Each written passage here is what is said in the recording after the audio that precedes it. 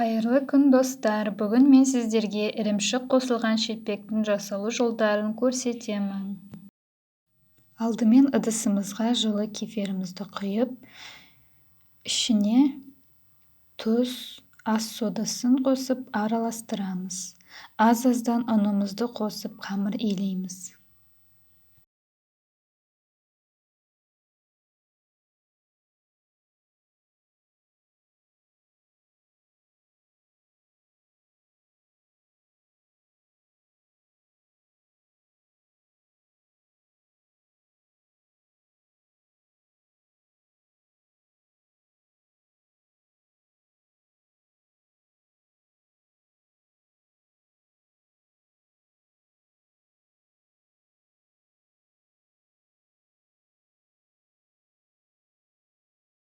Қамырымызды алып, 5 бөлікке бөліп, 10-15 минут бетін жауып тұндырып қоямыз.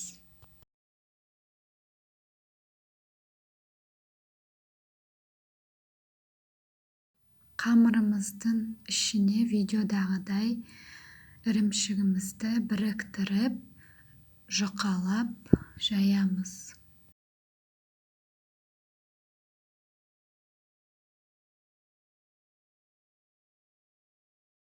Табамыздың ішіне май ештеңе құймаймыз, астын жай отқа қыздырып қойып, ірімшікті шелпегімізді салып, 5 минут пісіріп алып, екінші жағында 5 минут піскенде үріліп, томпайып, солай піседі.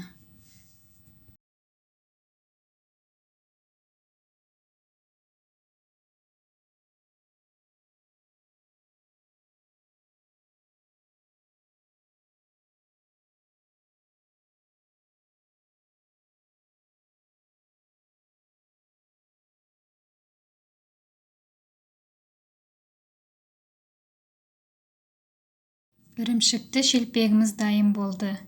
Үстіне сары май жағып шығамыз. Жасалу жолы тез әрі дәмді. Ыстық аспен бірге жеуге ұсынамын.